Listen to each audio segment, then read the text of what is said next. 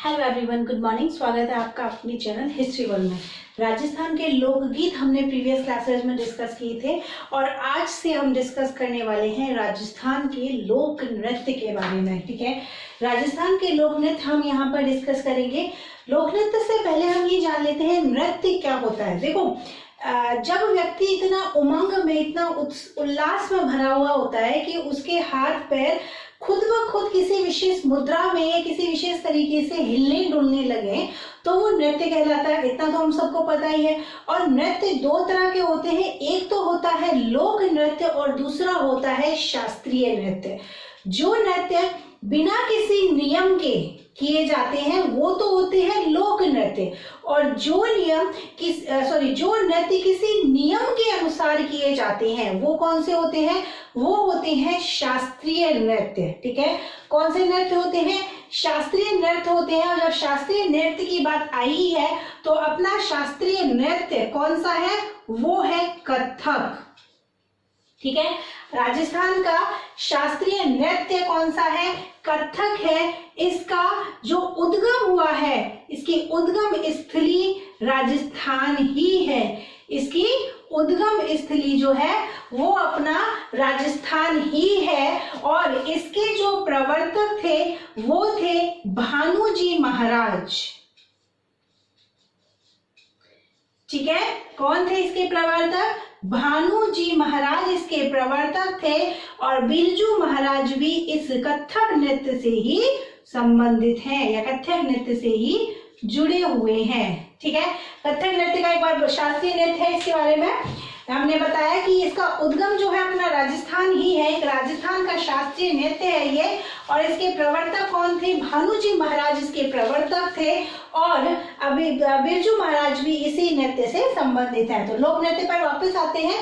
लोक नृत्य, ठीक, जो बिना किसी नियम के किए जाते हैं वो लोक नृत्य होते हैं। मतलब प्रॉपर कोई नियम नहीं होता है इन नृत्यों में। तो राजस्थान के लोक नृत्य के बारे में जानने के लिए हम राजस्थान के लोक नृत्य को 4 भागों में विभाजित करते हैं। 4 भागों में इनको विभाजित करके इनको अच्छे से समझने की कोशिश करते हैं। सबसे पहले है अपना क्षेत्रीय लोक नृत्य। क्षेत्रीय लोक नृत्य जो किसी क्षेत्र विशेष में प्रचलित हो। फिर आता है व्यावसायिक लोक नृत्य।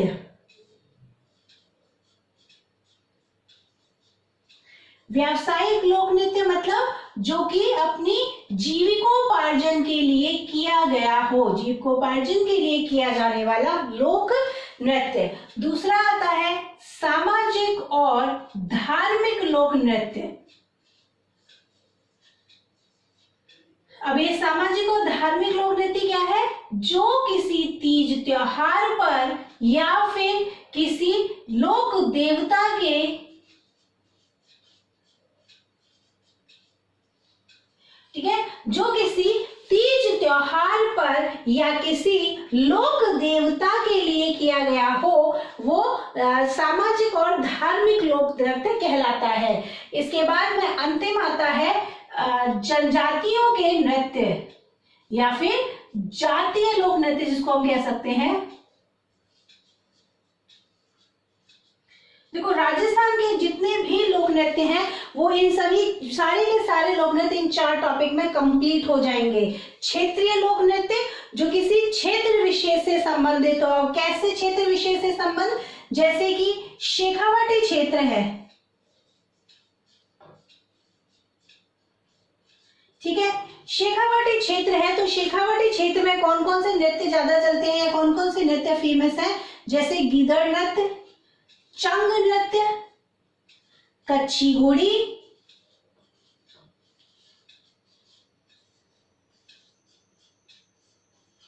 और ढप नृत्य। ये शेखावाटी क्षेत्र के फेमस नृत्य हैं। शेखावाटी के अलावा अगर हम देखें मारवाड़ क्षेत्र में तो मारवाड़ क्षेत्र के 2 नृत्य हैं। एक तो है डांडिया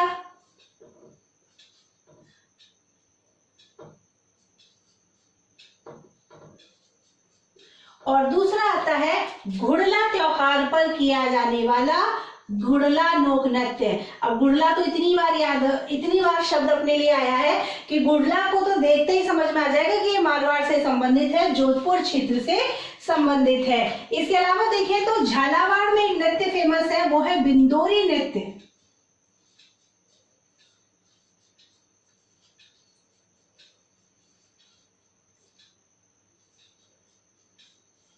ठीक है।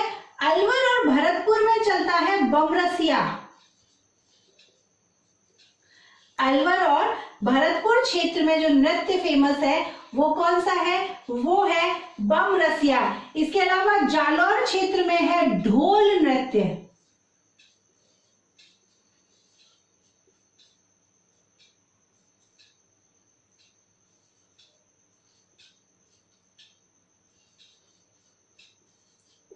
इसके साथ ही नाथद्वारा राजसमंद में किया जाता है डांग नृत्य। ठीक है, ये नृत्य क्या होते हैं, किस तरीके से किए जाते हैं और किस अवसर पर किए जाते हैं और क्या नृत्यों की विशेषता है, ये सब अभी हम आगे आने वाले टॉपिक में कंप्लीट करेंगे। अभी एक बार इनको देखते हैं। इसके बाद में आता है व्यावसायिक लोक नृत्य। व्यावसायिक लोक नृत्य जैसा कि मैंने आपको बताया, जीविकोपार्जन के लिए किया जाने वाला लोक नृत्य। कौन सा नृत्य है ये, जो कि अपनी जीविकोपार्जन के लिए किया जाता है। पेशेवर लोगों के द्वारा अपनी जीविकोपार्जन के लिए जो नृत्य किया जाता है वो है व्यावसायिक लोक नृत्य। इनके उदाहरण हम देखें तो मेवाड़ क्षेत्र में एक प्रचलित है वो है भवाई लोक नृत्य। मेवाड़ क्षेत्र में जो लोक नृत्य प्रचलित है वो कौन सा है, भवाई नृत्य।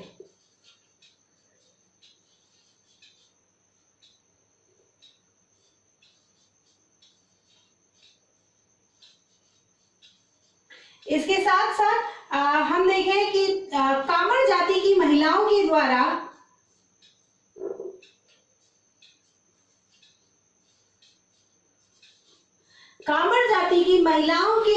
तेरह ताली नृत्य किया जाता है।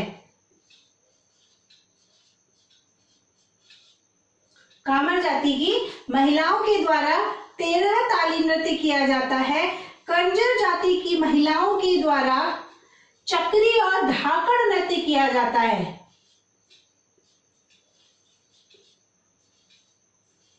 उसी तरह कालवेलिया जाति की महिलाओं के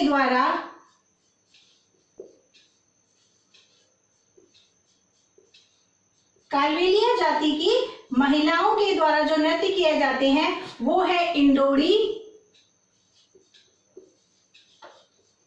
पनिहारी,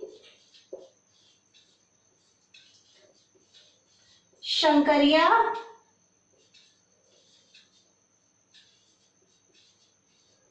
और बागड़िया नृत्य।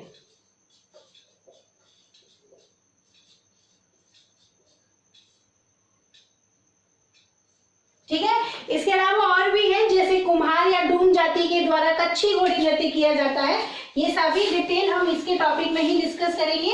अब एक बार इनको थोड़ा थोड़ा देख लेते हैं कौन से नृत्य किसमें फेम आते हैं। इसके अलावा सामाजिक और लोक नृत्य मैंने आपको बताया जो कि किसी विशेष देवी देवता के लिए किए जाते हैं या किसी विशेष अवसर पर, त्योहार पर किए जाते हैं। जैसे कि घूमर नृत्य है। घूमर नृत्य कब किया जाता है, गणगौर के अवसर पर, तीज के अवसर पर या मांगलिक अवसर पर घूमर नृत्य किया जाता है। घूमर नृत्य के अलावा देखें तो नवरात्रि में हमेशा किया जाता है गरबा नृत्य। तो ये सभी आ जाते हैं धार्मिक और सामाजिक लोक नृत्य में। नवरात्रि में गरबा किया जाता है। उसके अलावा देखें तो शीतला अष्टमी, जो कि अभी मैंने आपको क्षेत्रीय लोक नृत्य में भी पढ़ाया था, शीतला अष्टमी पर चैत्र कृष्ण की जो अष्टमी होती है उसमें मारवाड़ क्षेत्र में एक त्योहार मनाया जाता है, वो है घुड़ला त्योहार। तो उस घुड़ला त्योहार पर घुड़ला नृत्य किया जाता है। गोगा जी के जन्म दिवस पर नृत्य किया जाता है। तेजादशमी पर नृत्य किए जाते हैं। तो ये सारे के सारे आ जाते हैं अपने सामाजिक और धार्मिक लोक नृत्य के अंतर्गत। दूसरा है जातीय लोक नृत्य। जातीय लोक नृत्य में कौन कौन से, जो कि विशेष जातियों के द्वारा किया जाता है। ठीक है, जातीय लोक नृत्य में आप याद रखना जो विशेष जातियों के द्वारा किए जाते हैं वो होते हैं जातीय लोक नृत्य। एक बार इनको देख लेते हैं कौन कौन से हैं। जैसे कि भीलों के द्वारा किया जाता है भीलों के द्वारा कौन कौन से नृत्य किए जाते हैं? गैर नृत्य किया जाता है, गौरी या राई नृत्य किया जाता है,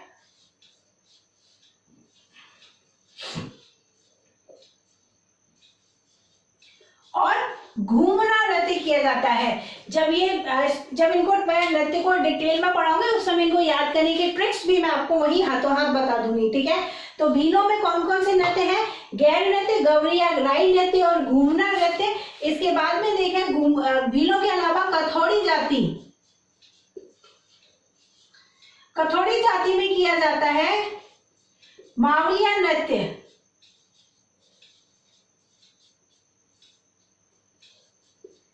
मेवों में किए जाता है रणबाजा और रतवई नृत्य, ठीक है। मेवों में किया जाता है रणबाजा और रतवई नृत्य। तो ये है जातीय लोक नृत्य से संबंधित। अब एक एक करके इन सभी नृत्यों को हम देखते हैं। शुरू करते हैं अपने क्षेत्रीय लोक नृत्य से। क्षेत्रीय लोक नृत्य, जैसा कि मैंने आपको बताया, किसी क्षेत्र विशेष में प्रचलित लोक नृत्य, किसी क्षेत्र विशेष में प्रचलित लोक नृत्य।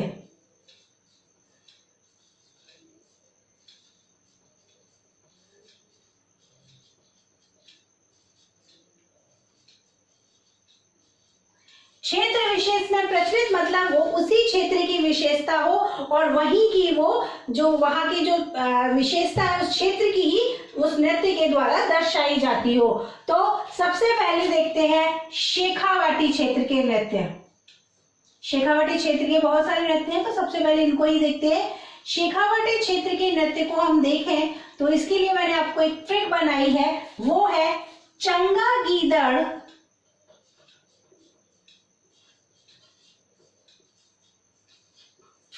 घोड़ी पर बैठकर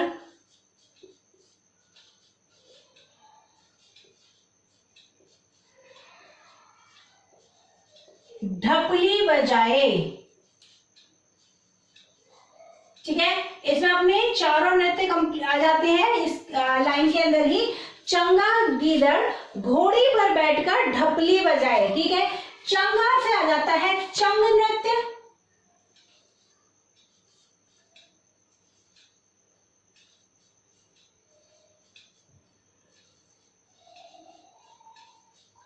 चंगा से है चंग नृत्य, गीदड़ से है गीदड़ लोक नृत्य,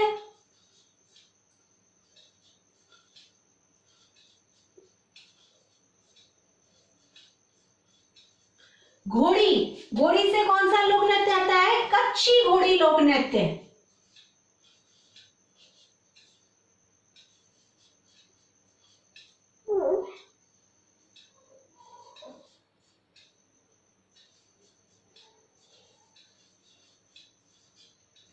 और ढपली से आता है ढप लोक नृत्य। तो हो गए अपने चारों नृत्य।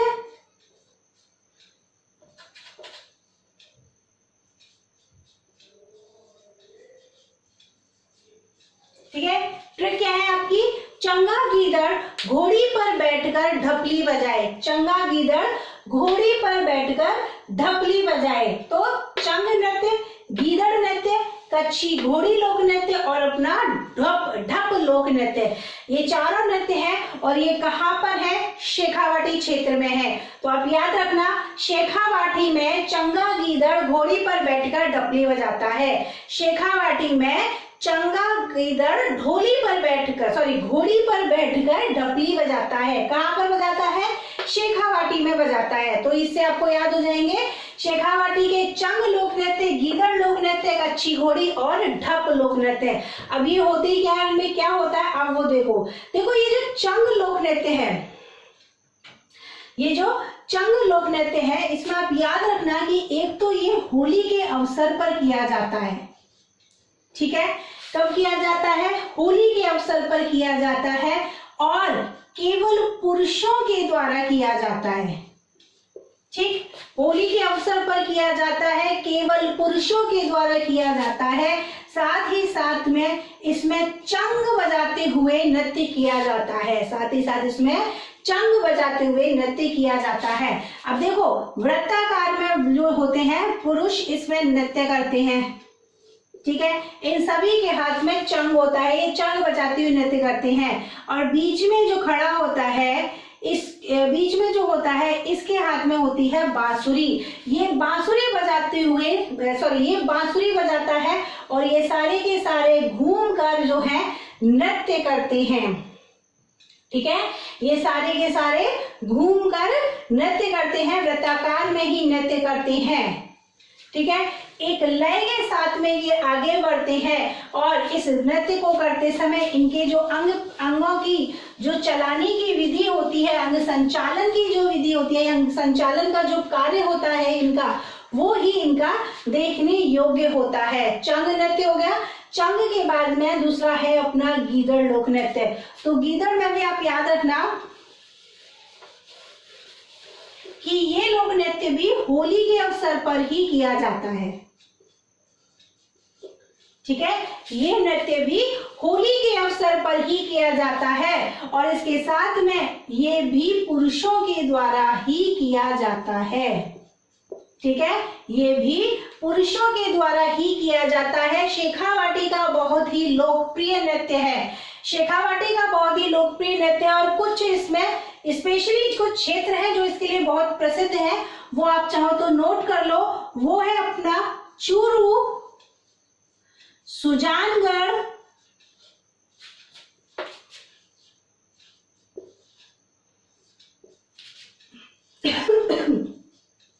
रामगढ़, लक्ष्मणगढ़,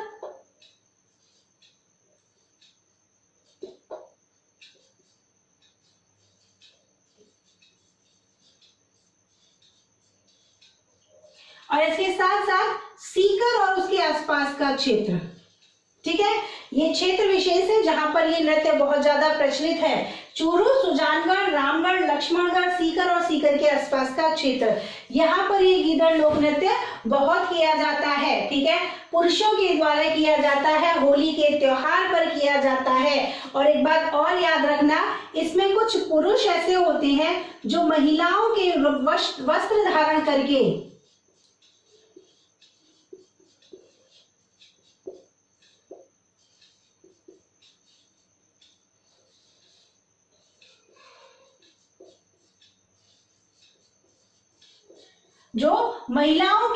वस्त्र धारण करके नृत्य किया करते हैं। कुछ पुरुष ऐसे होते हैं इसमें जो महिलाओं के वस्त्र धारण करके नृत्य करते हैं। और इसमें वाद्य यंत्र आप याद रखना, इसमें कौन सा वाद्य यंत्र प्रयोग में लाया जाता है, तो इसमें नगाड़ा जो है वो वाद्य यंत्र का प्रयोग नर्तकों के द्वारा किया जाता है। नगाड़ा वाद्य यंत्र का प्रयोग नर्तकों के द्वारा किया जाता है। इसके साथ में आप याद रखना, जो प्रत्येक नर्तक होता है उस नर्तक के हाथ में एक डंडा होता है। जो प्रत्येक नर्तक होता है उस नर्तक के हाथ में एक डंडा होता है। और जैसे जैसे नर्तकों की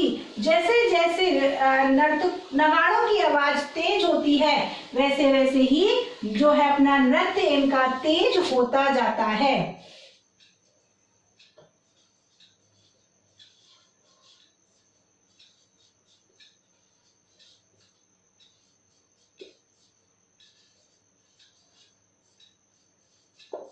ठीक है, तो गीदड़ लोक नृत्य आपने देखा कहाँ, शेखावाटी क्षेत्र में, कहाँ पर, चूरू सुजानगढ़, चूरू सुजानगढ़, रामगढ़, लक्ष्मणगढ़, सीकर और उसके आसपास का क्षेत्र। ठीक है, इसके साथ में हमने देखा कि इसमें पुरुषों का ही नृत्य होता है। इसमें कुछ पुरुष महिलाओं के वस्त्र धारण करके भी नृत्य करते हैं। इसके साथ में वाद्य यंत्र इसमें नगाड़ा होता है और नर्तकों के हाथ में डंडा होता है। और नृत्य के साथ साथ जैसे जैसे नृत्य बढ़ता है वैसे वैसे ही नगाड़े की ध्वनि जो है वो भी तीव्र होती जाती है।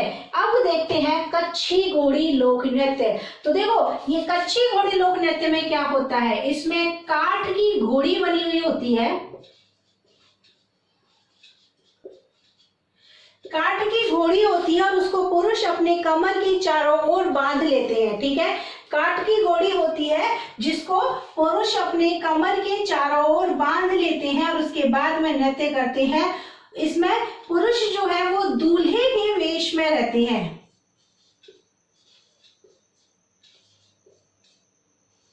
इसमें जो पुरुष होते हैं वो दूल्हे के वेश में रहते हैं और इसके साथ साथ इनके हाथ में तलवार भी होती है। इन पुरुषों के हाथ में क्या होती है? तलवार होती है। और कच्ची घोड़ी में जो मुख्य बात होती है नृत्य में ये होती है कि जो चार चार लोग होते हैं, चार चार लोगों का ग्रुप होता है जो अपनी घोड़ी के साथ में नृत्य करते हुए आगे जाते हैं पीछे आते हैं, आगे जाते हैं पीछे आते हैं। और इनका आगे आना और पीछे आना जब ये नृत्य करते हैं तो ऐसा लगता है कि कमल की जो पंखुड़ी होती है वो कभी खुल रही है कभी बंद हो रही है। इनके नृत्य करते समय ऐसा नजारा प्रतीत होता है कि जो कमल की पंखुड़ी है वो पंखुड़ी बंद होती है और खुल जाती है। पंखुड़ी बंद, कमल का जो फूल होता है उसकी पंखुड़ियां बंद होती है और खुल जाती हैं। ऐसा नजारा इनका नृत्य करते समय दिखाई देता है।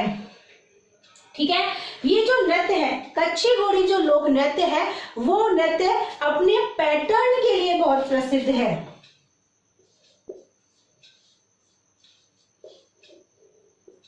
जो नृत्य जो है वो अपने पैटर्न बनाने की कला के लिए, जैसा भी मैंने आपको बताया कि चार लोग आगे पीछे इसमें इस तरीके से होते हैं।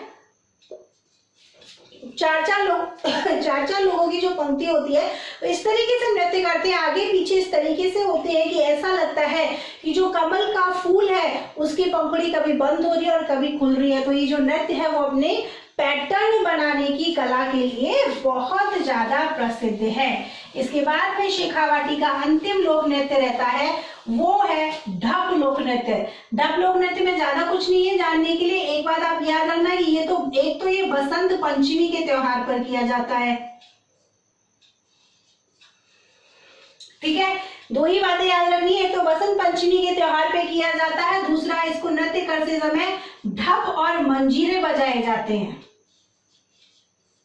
ठीक है, दो ही बातें ढप नृत्य में आपको याद रखनी है, एक तो बसंत पंचमी के अवसर पर किया जाता है और इस नृत्य को करते समय ढप और मंजीरे को बजाया जाता है। ठीक, तो ये देखा हमने शेखावाटी क्षेत्र में। अब शेखावाटी के बाद में देखते हैं मारवाड़ क्षेत्र की जो लोक नृत्य है।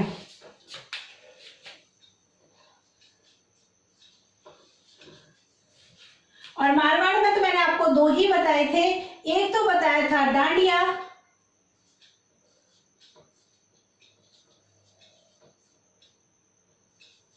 और दूसरा मैंने आपको बताया था घुड़ला। मुझे नहीं लगता कि घुड़ला जो हमने इतनी बार इसको पढ़ लिया है तो अब आपको इसको देख के कहीं भी कोई कंफ्यूजन होगा। घुड़ला शब्द पढ़ते ही आपको याद आ जाएगा कि भाई ये तो मारवाड़ से ही संबंधित है, चाहे लोकगीत है, चाहे त्योहार है, चाहे नृत्य है। घुड़ला मतलब मारवाड़, जोधपुर का क्षेत्र अपना। ठीक है, तो डांडिया लोक नृत्य सबसे पहले देखते हैं। डांडिया लोक नृत्य ये जो है ये भी वृत्ताकार में किया जाता है। जैसे मैंने आपको चंग बताया था उसी तरीके से डांडिया भी जो है वृत्ताकार में किया जाता है। और इसमें जो है पुरुषों के हाथ में डांडिया नृत्य करते समय इसमें भी डंडे का प्रयोग किया जाता है। और ये इसमें आप इंपॉर्टेंट चीज आपको बस इतना याद रखना है कि ये मारवाड़ का प्रतिनिधि लोक नृत्य है। मुख्य बात जो इसमें आपको याद रखने वाली है वो ये है कि ये जो है वो मारवाड़ का प्रतिनिधि लोक नृत्य है। ठीक है, इतना याद रखना।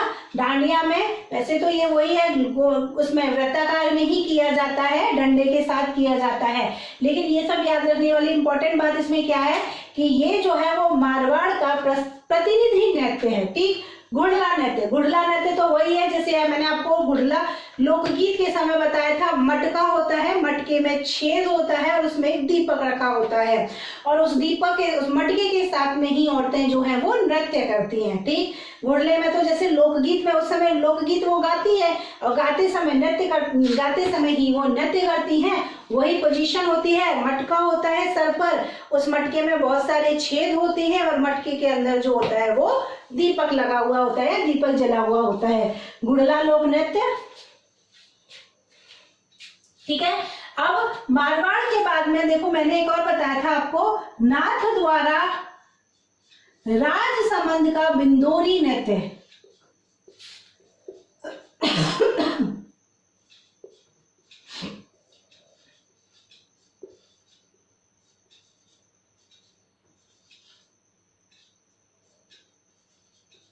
सॉरी, नाथ द्वारा राज संबंध का तो डांग नृत्य है।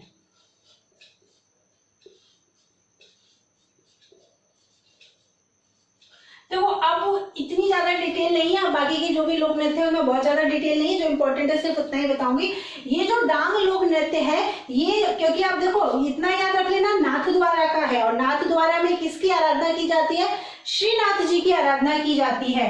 तो ये भी जो लोक नृत्य है ना वो श्रीनाथ जी की आराधना पर ही किया, श्रीनाथ जी की आराधना में ही किया जाता है।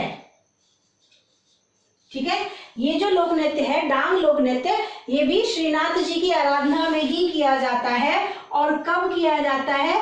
तो होली के अवसर पर किया जाता है। कब किया जाता है?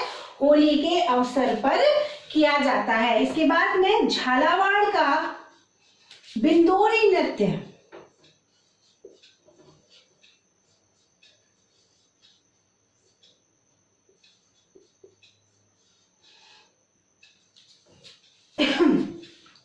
झालावाड़ का बिंदोरी नृत्य ये कब किया जाता है? तो ये भी होली के अवसर पर या फिर विवाह उत्सव में किया जाता है।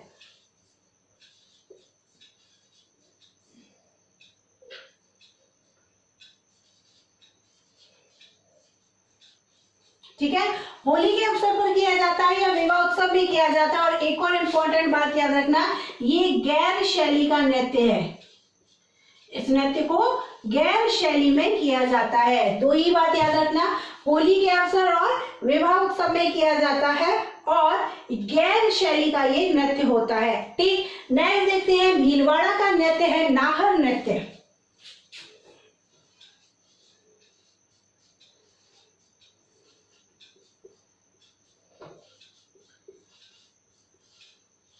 अब देखो भीलवाड़ा में भी अगर हम बात करें तो भीलवाड़ा में भी कहां पर होता है? ये मांडलगढ़ में होता है। ठीक है, कहां पर होता है? मांडलगढ़ में ये नृत्य होता है। और इसमें होता क्या है? इसमें 2-3 व्यक्ति होते हैं जो अपने पूरे शरीर पर रुई लपेट लेते हैं और सिर पर सींग लगा लेते हैं, मतलब एक तरीके से शेर की तरह बन जाते हैं। और शेर की तरह बनने के बाद में वो लोग क्या करते हैं? नृत्य करते हैं। ये होता है भीलवाड़ा का नाहर नृत्य। ठीक है, इसमें क्या होता है? 2-3 लोग होते हैं, 2-3 व्यक्ति होते हैं जो अपने पूरे शरीर पर रुई लपेट लेते हैं, सिर पर सींग लगा लेते हैं, मतलब एक तरीके से वो शेर का रूप धारण कर लेते हैं। और शेर का रूप धारण करने के बाद में ढोल की थाप पर वो लोग नृत्य करते हैं। ठीक है, ढोल की थाप पर वो लोग नृत्य करते हैं। इसके बाद में मैंने बताया था आपको बीकानेर में चलता है अग्नि नृत्य। अच्छा, अग्नि नृत्य से अगर आपको याद आए तो मैंने आपको जब लोक देवता लोक देवी पढ़ाया था, वहां पर लोक देवताओं में मैंने धार्मिक संप्रदाय जो अपने पढ़ाए थे, राजस्थानी संत और संप्रदाय में मैंने आपको जसनाती संप्रदाय पढ़ाया था। जसनाती संप्रदाय में मैंने बताया था कि जो जसनाती संप्रदाय के सिद्ध होते हैं वो अग्नि नृत्य करते हैं। तो अग्नि नृत्य किसके द्वारा किया जाता है? जसनाती संप्रदाय के सिद्धों के द्वारा। जसनाती संप्रदाय के जो सिद्ध होते हैं वो अग्नि नृत्य करते हैं। धधकते हुए अंगारों पर ये लोग नृत्य करते हैं। ठीक है, धधकते हुए अंगारों पर ये लोग नृत्य करते हैं। और ये जो अंगारे होते हैं, धधकते हुए अंगारे होते हैं, इनको क्या कहा जाता है? तो इनको घूणा कहा जाता है। क्या कहा जाता है? इनको घूणा कहा जाता है। ये धधकते हुए जो अंगारे होते हैं इनको क्या कहा जाता है? घूणा कहा जाता है। और जो नर्तक होता है,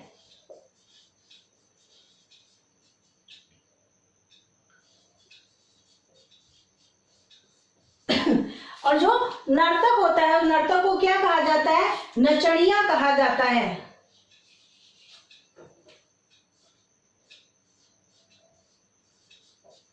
ठीक है, ये जो धधकते हुए अंगारे होते हैं इसी पर ये सिद्ध नृत्य करते हैं। और इसको अंगारों को क्या कहा जाता है? घूणा कहा जाता है। कई बार एग्जाम में क्वेश्चन आया हुआ है कि ये जो जिन अंगारों पर नृत्य करते हैं उन अंगारों को क्या कहा जाता है?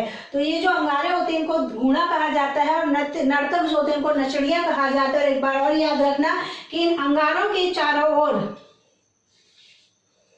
नृत्य करने से पहले इन अंगारों के चारों ओर पानी डाला जाता है। इन अंगारों के चारों ओर पानी डाला जाता है। उसके बाद में गुरु के आदेश मिलते ही, अपने गुरु का आदेश मिलते ही जो नर्तक होते हैं वो फतेह फतेह करते हुए इसमें कूद जाते हैं और अपना नृत्य शुरू कर देते हैं। ठीक है, गुरु का आदेश मिलते ही फतेह फतेह करते हुए ये जो है नर्तक नृत्य करना शुरू कर देते हैं।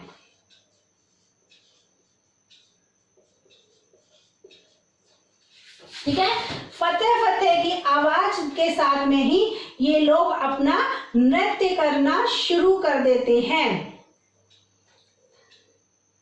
ठीक है, इसमें मुख्य बात क्या होती है? देखो, मुख्य बात ये होती है कि ये इतने धधकते हुए अंगारों पर नृत्य करते हैं। ये जो सिद्ध होते हैं वो ऐसे धधकते हुए अंगारों पर नृत्य करते हैं, लेकिन फिर भी इन अंगारों से उनको कोई नुकसान नहीं पहुंचता है। इस अग्नि से उनको कोई नुकसान नहीं पहुंचता है। अच्छा, इस बीकानेर के जो जसनाती संप्रदाय का लोक नृत्य है अग्नि नृत्य, इसके बारे में आप दो बातें और याद रखना। सबसे पहली बात तो ये कि इसको संरक्षण देने वाले राजा कौन से थे। सर्वाधिक जो संरक्षण दिया गया है वो बीकानेर के महाराजा गंगा सिंह के द्वारा इस नृत्य को दिया गया है।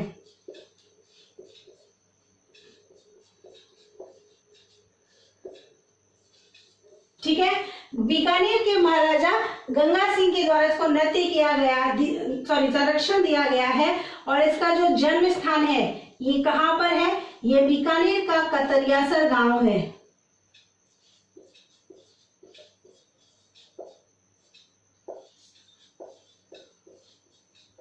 ठीक, और ये कब किया जाता है तो किस माह में किया जाता है ये पूछे तो ये फाल्गुन और चैत्र मास में किया जाता है। ठीक है, ये जो अग्नि नृत्य की हम बात कर रहे हैं, अग्नि नृत्य, इसको सर्वाधिक संरक्षण किसने दिया? महाराजा गंगा सिंह ने। बीकानेर के महाराजा गंगा सिंह ने इसको संरक्षण दिया। जन्म स्थान है इसका कतरियासर गांव बीकानेर। और किस महीने में किए जाते हैं तो फाल्गुन और चैत्र मास में ये नृत्य किया जाता है। क्या किया जाता है ये मैंने आपको बता ही दिया, अंगारों पर नृत्य किया जाता है। और अंगारों पर इतने धधकते हुए अंगारों पर भी नृत्य करते हैं, लेकिन फिर भी वो अंगारे किसी भी व्यक्ति को कोई नुकसान नहीं पहुंचाते हैं, या उन अंगारों से किसी भी व्यक्ति को कोई नुकसान नहीं पहुंचता है। ये अपनी श्रद्धा है। इसके बाद में देखते हैं जालौर का ढोल नृत्य।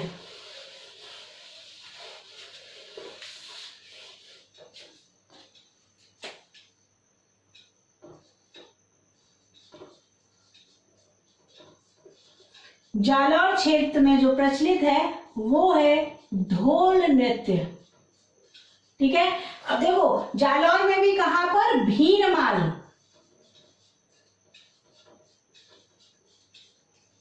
ठीक है, जालौर में भी कहां पर? भीनमाल। और देखो ढोल नृत्य, ढोल नृत्य कब किया जाता है तो ये विवाह के अवसर पर किया जाता है और पुरुषों के द्वारा किया जाता है। ठीक, विवाह के अवसर पर किया जाता है और केवल पुरुषों के द्वारा किया जाता है। और एक बात और याद रखना कि इस नृत्य को प्रसिद्धि किसने दिलाई तो इस नृत्य को प्रसिद्धि दिलाने का श्रेय है अपने भूतपूर्व मुख्यमंत्री जय नारायण व्यास जी।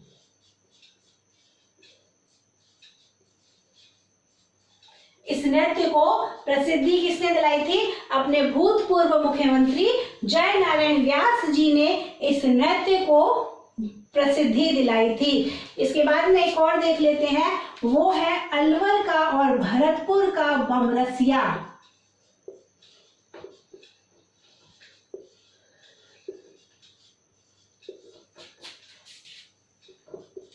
अब देखो ये जो बमरसिया है ये दो शब्दों से मिलकर बना है। ये जो बमरसिया है दो शब्दों से मिलकर बना है, पहला बम और दूसरा रसिया। इन दोनों का ही यूज इस नृत्य में किया जाता है। देखो महिलाएं और पुरुष इस नृत्य में स्त्री और पुरुष मिलकर भाग लेते हैं। ठीक, इस नृत्य में स्त्री और पुरुष मिलकर भाग लेते हैं। पुरुष तो नृत्य करते हैं और महिलाएं जो होती हैं वो गीत गाती हैं, ठीक है। और वो जो गाती है वो क्या कहलाता है, वो रसिया कहलाता है, ठीक। इस पुरुष तो नृत्य करते हैं और महिलाएं जो इसमें गीत गाती हैं और वो जो भी गाती हैं वो क्या कहलाता है, वो रसिया कहलाता है। और पुरुष जो नृत्य करते हैं तो वो किसके साथ में नृत्य करते हैं, नगाड़ा के साथ में, नगाड़े के साथ वो नृत्य करते हैं। और बहुत बड़ा नगाड़ा होता है इसलिए उसको क्या कहते हैं, इसलिए उसको बम कहते हैं, ठीक है। बहुत बड़े नगाड़े के साथ में वो नृत्य करते हैं और इसीलिए उसको क्या कहा जाता है, इसीलिए उसको बम कहा जाता है, ठीक है। तो ये अलवर और भरतपुर का बम रसिया, यहाँ पर अपने क्षेत्रीय लोक नृत्य कंप्लीट होते हैं। क्षेत्रीय लोक नृत्य के बाद में हम देखेंगे कल की क्लास में आगे के व्यावसायिक लोक नृत्य और सामाजिक, धार्मिक और जातियों के द्वारा किए जाने वाले या जाति विशेष के जो भी नृत्य हैं। आज हम सिर्फ यहीं तक देखते हैं क्षेत्रीय लोक नृत्य। अगर किसी भी टॉपिक में कहीं भी कोई भी कंफ्यूजन हो, कोई भी मन में डाउट हो, कोई भी प्रश्न हो तो आप कमेंट बॉक्स में कमेंट करके प्रश्न पूछ सकते हैं। अगर आपको आज का वीडियो पसंद आया हो तो वीडियो को लाइक कीजिए, दोस्तों के साथ में ज्यादा से ज्यादा शेयर कीजिए, चैनल को सब्सक्राइब कीजिए, बेल आइकन को प्रेस जरूर कीजिए जिससे आने वाले वीडियो के नोटिफिकेशन आपको मिलते रहे। मिलते हैं कल अपने आगे के टॉपिक के साथ में, तब तक थैंक यू सो मच।